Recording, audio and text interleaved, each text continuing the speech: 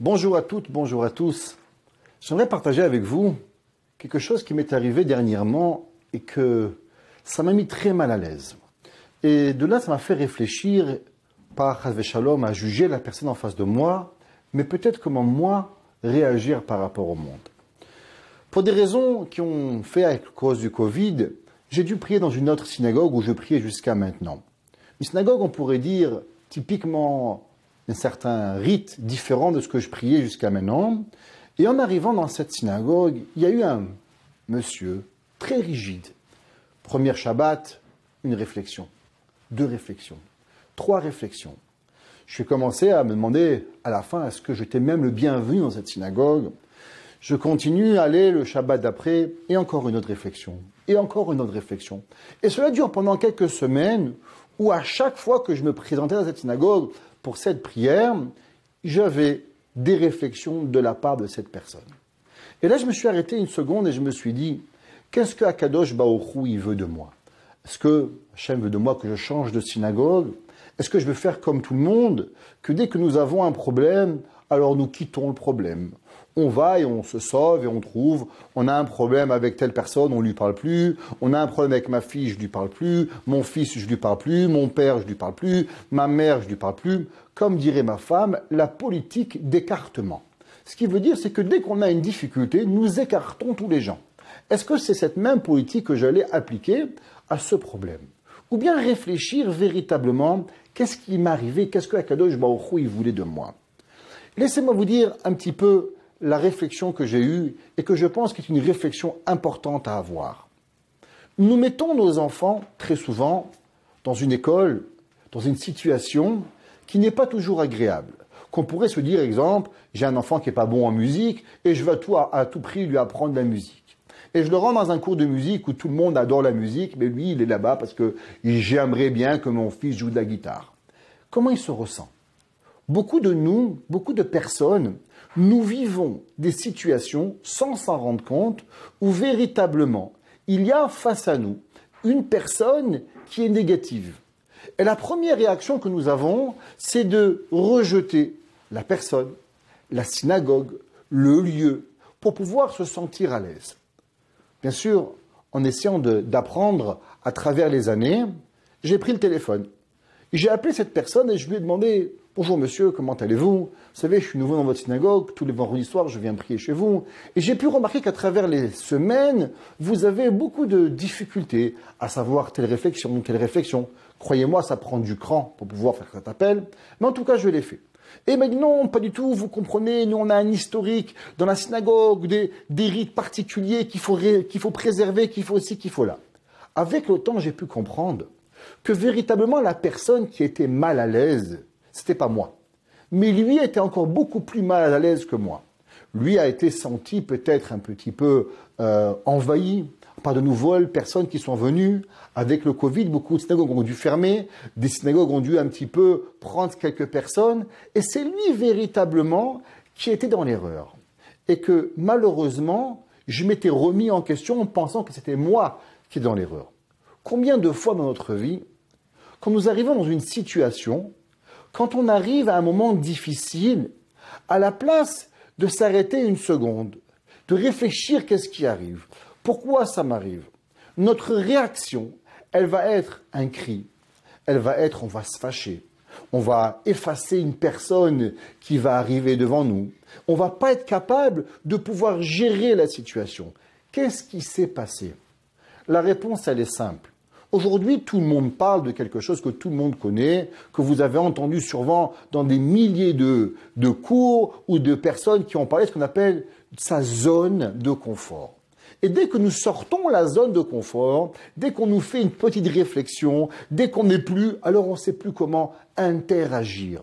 On ne sait plus comment parler. Nous avons une bouche pour pouvoir parler. Nous avons un téléphone pour pouvoir appeler si on n'est pas capable de voir la personne. Nous pouvons envoyer un email. Le Chafetz Chaim écrit dans un de ses livres, quelle est la meilleure façon de pouvoir transgresser l'interdit de l'otisna achicha bilvavecha. La Torah te dit, il est interdit d'haïr ton ami dans ton cœur. Le Chafetz Chaim écrit et il dit que beaucoup de personnes pensent que la meilleure façon quand il nous arrive quelque chose, une réflexion, quelqu'un nous a vexé, c'est de jouer le tzaddik et de rien dire. Laissons les choses passer et à la fin, qu'est-ce qui se passe? Je commence à avoir de l'animosité. Et tous les jours et les secondes de ma vie, à chaque fois que je vais rencontrer ce ou cette personne, je vais créer de la haine. Et à la fin, cette personne, je ne pourrai même plus jamais lui parler. Dit le Chafetz Chaim, quand il arrive quelque chose, tu sais au départ, le problème est tout petit comme ça. Si tu prends le téléphone, tu vas vers la personne, tu lui dis, écoute-moi David, écoute-moi Shlomo, écoute-moi Geneviève, écoute-moi Myriam, écoute-moi Rachel, il y a un problème entre nous. Viens, on en parle. Viens, on va discuter le problème. Pourquoi ça t'arrive? Qu'est-ce qui te fait peur? Pourquoi ma venue a créé chez toi cette animosité que je ressens et que même un petit peu, ça me dérange même d'être à côté de toi? Qu'est-ce qui se passe? Et on en parle. Au début, les premiers jours, les premières réflexions sont tellement petites qu'on est capable de les régler en un coup de téléphone. Mais si on joue les tzaddik, alors elles vont augmenter, et augmenter, et augmenter, et augmenter, jusqu'à un moment où on transgressera l'interdit de haïr un autre juif, de haïr quelqu'un d'autre, de haïr les personnes avec qui nous avons l'obligation d'aimer.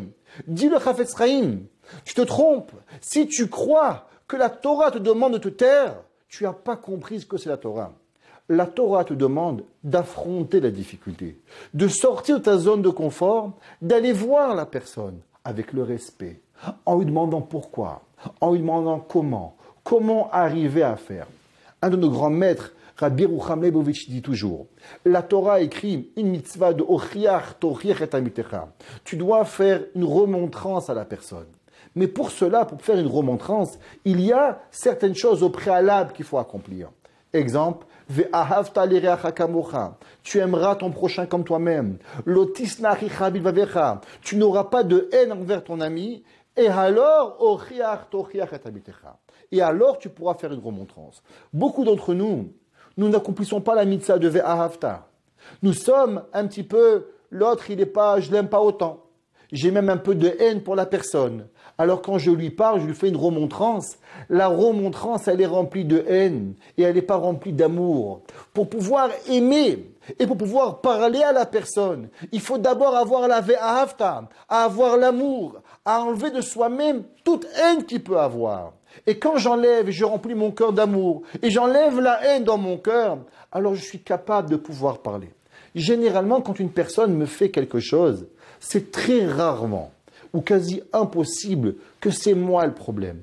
C'est souvent lui le problème. C'est souvent que lui, il a une difficulté quelque part, à travers son père, à travers sa mère, à travers sa femme. Ça arrive à tout le monde. On arrive à la synagogue, on s'est bagarré avec sa femme avant de venir, et là, il y a la petite chose qui arrive, on explose. Mais en vérité, j'explose pas contre lui, j'explose contre mon patron, j'explose contre ma secrétaire, j'explose contre le client qui n'a pas acheté. La personne en face de moi, elle est juste une personne avec qui je n'ai pas de difficulté à pouvoir affronter et à pouvoir dire une réflexion. Mais moi, je le prends pour moi. Et quand je le pense que je suis visé, alors je peux être détruit. Je peux véritablement arriver même à ne plus prier, même à plus vouloir aller à la synagogue, chas v'shalom, ou bien même créer un ennemi dans mon cœur. Quand la Torah te dit, ve'ahavta lireacha kamocha, lo tisna richa bilvavecha, il faut savoir, mesdames et messieurs, mes chers amis, quand nous sommes dans une situation qui est désagréable, généralement, ça n'est pas moi le problème. Généralement, c'est lui le problème. Et comment je me suis rendu compte à ce moment-là? C'est que ce vendredi soir, une réflexion, 2 réflexions, 3 réflexions. La semaine d'après, une autre réflexion, 2 réflexions. Et j'ai dû aller aussi Shabbat dans la même synagogue, et je vois que là, il tombe sur une autre personne. Et là, je me dis, mais je ne comprends pas. S'il avait juste contre moi, alors pourquoi il fait une réflexion encore à telle personne? Et là, je viens et je me rends compte et je me renseigne que véritablement, c'est lui qui a une difficulté avec le nouveau. C'est lui qui a une difficulté avec tout changement. Et avec les changements qui se passaient dans la synagogue, alors il n'arrivait pas à surmonter les changements. Et pour lui, c'était beaucoup trop difficile. Alors il sautait sur tout ce qui bougeait. Mais une personne intelligente, elle va comprendre que la difficulté, c'est pas toi. Toi, tu es seulement le problème de l'autre. Mais tu n'es pas le problème. Et tu n'es pas un problème. Akadosh Baruch Hu nous a donné un ustensile qui est extraordinaire, qui s'appelle la bouche. La bouche, la parole, le P, c'est quelque chose avec quoi on peut communiquer, on peut s'ouvrir. Au moment de difficulté, la Gemara nous dit « De'aga belevi shesichena » tu as une difficulté, tu peux en parler. Beaucoup de personnes vont parler énormément, dire du lachon hara, dire du mot tséchamra, dire de la médisance, dire des mauvaises paroles, insulter du monde. Mais quand on va leur demander d'utiliser leurs paroles pour gérer leurs difficultés, là, ils deviennent tous muets. Là, ils sont plus capables de parler. Mais je ne comprends pas. Ça fait des semaines que tu parles. Ça fait des semaines que tu insultes. Utilise ta bouche pour une fois régler tes problèmes. Et c'est là que nous avons la difficulté. Hachamim nous disent que véritablement, quand il nous arrive quelque chose, il faut s'assurer, d'abord la première réflexion. C'est quoi le problème? C'est moi le problème? C'est lui le problème? Je suis seulement parmi les problèmes? Et essayez, par tous les moyens, à l'avant de juger une personne, essayez d'apprendre à communiquer. Essayez d'apprendre à aller voir la personne. C'est vrai, j'ai été mis mal à l'aise. On m'a mis dans une zone d'inconfort. Mais est-ce qu'au moment où je suis dans une zone d'inconfort, je dois appliquer la politique d'effacer, de partir, de quitter, ou bien prendre cette opportunité pour pouvoir faire mes marques. Eliyahu Hanavi nous enseigne dans un enseignement, Malchut P, la règne, la royauté se trouve dans la bouche. Une personne qui parle, une personne qui sait parler, une personne qui sait adapter sa parole pour pouvoir enlever les animosités, enlever les difficultés, alors c'est lui véritablement qu'il est le Melech, qu'il est le roi, parce que Malchut P, la royaume, appartient à celui qui va parler. En espérant que chacun de nous, quand nous arrivons à une difficulté, à la pas de se sauver, prenons cette arme extraordinaire que Akadosh Baruch Hu nous a donnée, la bouche, mais pas pour insulter plus fort, pas pour critiquer plus fort, mais pour prendre cette bouche et cette parole et savoir unir avec qui la personne nous sommes en désunification pour pouvoir l'apprendre, cette arme tranchante, et réunifier ce que l'autre personne a essayé de désunifier. Les éditions Torah Box, c'est des dizaines et des dizaines de livres pour les petits comme les plus grands, sur tous les sujets de la vie juive et abordés de manière accessible à tous. Paracha, histoire pour les enfants, construction personnelle, couple, Shabbat, fête juive, biographie. Chaque mois, c'est 2 nouveaux livres édités, vendus au prix les moins chers du marché et livrés partout dans le monde. Il vous suffit de les commander sur le site Torah Box à tout moment, pour les offrir à votre communauté, à vos proches, ou pour renforcer vos connaissances avant les fêtes. Les éditions Torah Box, des livres sur mesure pour vous.